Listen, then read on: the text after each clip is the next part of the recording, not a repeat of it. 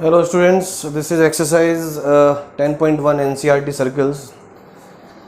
Conceptual exercise कह सकते हैं, ठीक है। कुछ ज़्यादा टफ क्वेश्चंस नहीं है, फिल इन द ब्लैंक्स हैं। ये छोटे छोटे ट्रू फॉल्स टाइप मिल जाएंगे आपको, बट उन्होंने लाइक जैसे यहाँ पर लिखा है कि how many tangents can a circle have. अगर मैं एक सर्कल की बात करता हूँ तो क्या कितनी टेंजेंट ड्रॉ कर सकते हैं आप, because there are infinite points on a circle and if there are infinite points तो जितने पॉइंट होते हैं उतनी ही टेंजेंट ड्रॉ हो सकती हैं। तो यहाँ पर ऑब्वियस सी बात है, हम लिखेंगे इनफाइनाइट, करेक्ट। अब यहाँ आता a tangent to a circle intersect. जब आप टेंजेंट की बात करते हैं तो ये हमने पहले भी डिस्कशन किया है, जब टेंजेंट होती है वो हमेशा एक ही पॉइंट पर इंटरसेक्ट करती है, इट ऑन वन पॉइंट। कभी भी टेंजेंट देखने में ऐसा लगता है जब आप ड्रॉ करते हैं कि ये दो से यानी एक से ज़्यादा पॉइंट पर इंटरसेक्ट करती हुई जा रही है, बट ऐसा नहीं होता है, ठीक है। क्योंकि जब हम इस फिगर को ज्योमेट्रिकली करेक्ट करके बनाएंगे, सर्कल हम कंपास से ड्रॉ करेंगे, आपकी पेंसिल का जो पॉइंट होगा वो बिल्कुल शार्प पॉइंट होगा, तो वो हमेशा सिर्फ वन पॉइंट पर टच करता हुआ ही निकलेगा। ये बिल्कुल आपको स्पेसिफिक होना पड़ेगा इस केस में। फिर आता है a line intersecting a circle. अगर एक लाइन है, ठीक है, और वो इंटरसेक्ट कर रही है एक सर्कल को दो पॉइंट पर, अगर वो दो पॉइंट पर इंटरसेक्ट कर रही है तो वो लाइन क्या कहलाती है, ठीक है। अब देखिए लाइन के लिए दो केस हो सकते हैं। अब इंटरसेक्ट का मतलब है कि वो क्रॉस करती जा रही है तो उसको सेकंड बोला जाएगा, और अगर उसने क्रॉस नहीं किया, वो सिर्फ यहाँ पर टच करके रुक गई, सर्कल के अंदर ही है, तो उसका नाम कोड बोला गया, ठीक है। लाइन इंटरसेक्टिंग कर रही है तो इंटरसेक्ट मतलब वो क्रॉस कर रही होगी, हम ये मान के चल रहे हैं, इसलिए हमने उसका नाम सेकंड बोल दिया, ठीक है। फिर आता है अ सर्कल कैन हैव। देखिए ये बड़ा इंपॉर्टेंट चीज़ है। ये जितने भी हम ट्रू और फॉल्स या फिल इन द ब्लैंक्स या जो भी करते हैं टेंजेंट से रिलेटेड, उनमें फिगर जरूर बना के चेक कर लें कि जो स्टेटमेंट है अगर हम उसको फिगर में कन्वर्ट करने की ट्राई करें तो हमें क्या रिजल्ट मिलने वाला है, क्योंकि फिगर से बिल्कुल क्लियर हो जाती है चीज़ें।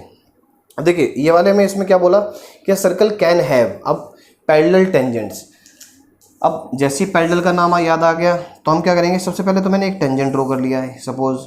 अब ये सोचें कि इसके साथ जो पैरेलल टेंजेंट होगी वो यहाँ से कहीं से पास होगी और कहीं तो पास नहीं हो सकती, ठीक है। तो इसका मतलब है सिर्फ यहाँ पर एक दो ही ऐसी पैरेलल टेंजेंट्स बन सकती हैं, ठीक है। एक अगर मुझे इस टेंजेंट के साथ एक और पैरेलल टेंजेंट बनानी है तो वो एक ही पॉसिबल वे है। अगर मुझे दूसरी कोई टेंजेंट में ले लेता हूँ, फिर मुझे इसके साथ कोई पैरेलल बनानी है तो यहाँ पर मुझे एक और पेयर बनेगा और सिर्फ एक ही लाइन होगी जो उसके साथ पैरेलल होगी। तो it means a circle can have parallel tangents at the most two parallel tangents, right, two parallel tangents at the most. ये मैं एक पर्टिकुलर पॉइंट के लिए बात कर रहा हूँ स्टूडेंट्स, ये भी बिल्कुल ध्यान रखने वाली बात है। अगर मैं बात करता हूँ कि कितनी पैरेलल टोटल कितनी पॉसिबल है, तो यहाँ पर इनफाइनाइट पॉसिबिलिटी बन सकती है।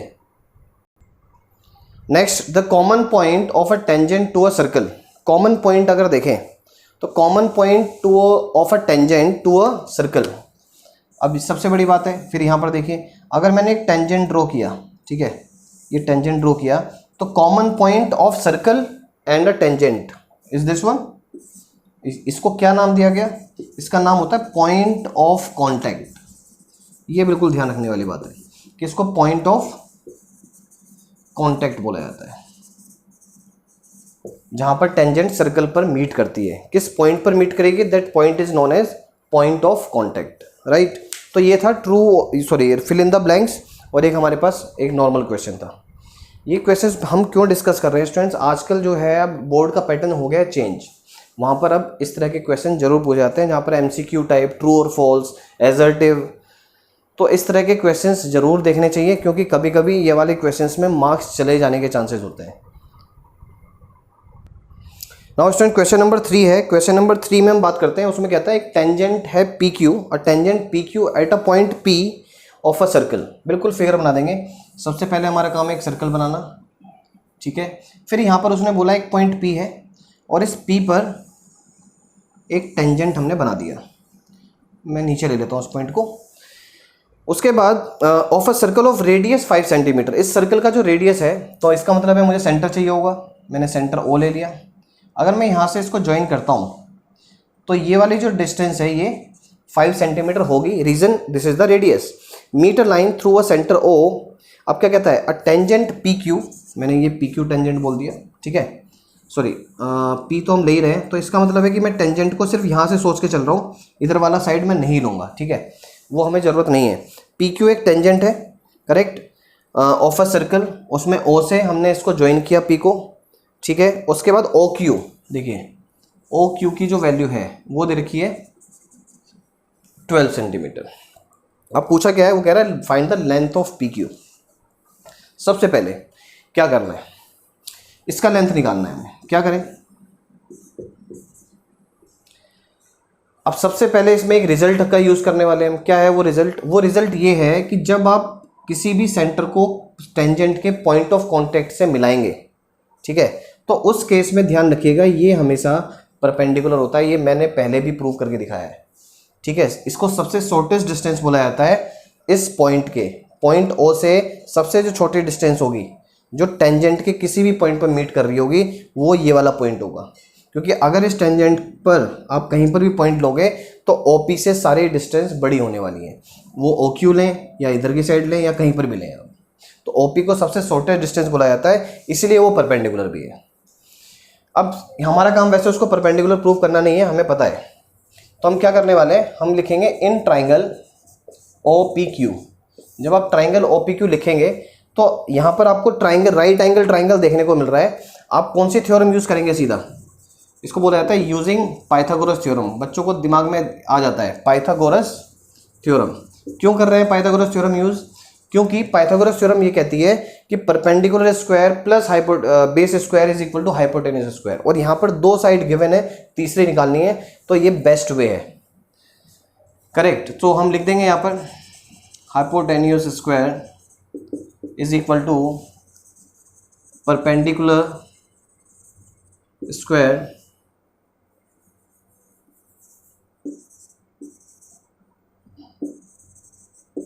Plus base square. अब हाइपोटेन्यूज क्या है? That is 12 square. हाइपोटेन्यूज क्यों 12 है? क्योंकि 90 डिग्री के सामने वाली साइड हमेशा हाइपोटेन्यूज होती है, और बाकी जो बची हुई दो साइड है उसमें से एक परपेंडिकुलर होता है और एक बेस होता है। ये ट्रिग्नोमेट्री का कॉन्सेप्ट बताता है कि ये परपेंडिकुलर है या ये बेस है। जब तक हम ट्रिग्नोमेट्री के एंगल की बात नहीं कर रहे, हम परपेंडिकुलर और बेस कुछ भी ले सकते हैं इस केस में। तो मैंने परपेंडिकुलर ही मान लिया और बेस अपने को निकालना है, तो मैं बेस को सीधा पी क्यू लिख देता हूँ स्टूडेंट्स, राइट। अब ये कितना होता है 144, ये 25 मैं इधर लेकर आ जाता हूँ।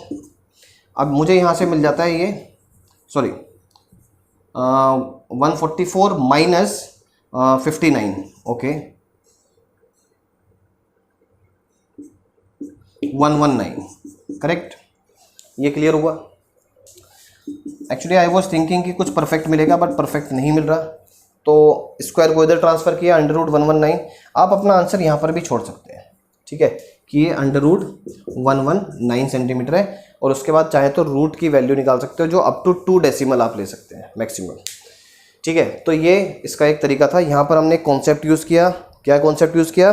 कि जब सेंटर को पॉइंट ऑफ कॉन्टैक्ट से मिलाते हैं, ज्वाइन करते हैं, तो वो लाइन उस टेंजेंट पर परपेंडिकुलर बनाती है, करेक्ट। नाउ जो नेक्स्ट क्वेश्चन है वो क्या आता है, वो ये बोल रहा है ड्रॉ अ सर्कल। हमें एक सर्कल ड्रॉ करना है, ड्रॉ अ सर्कल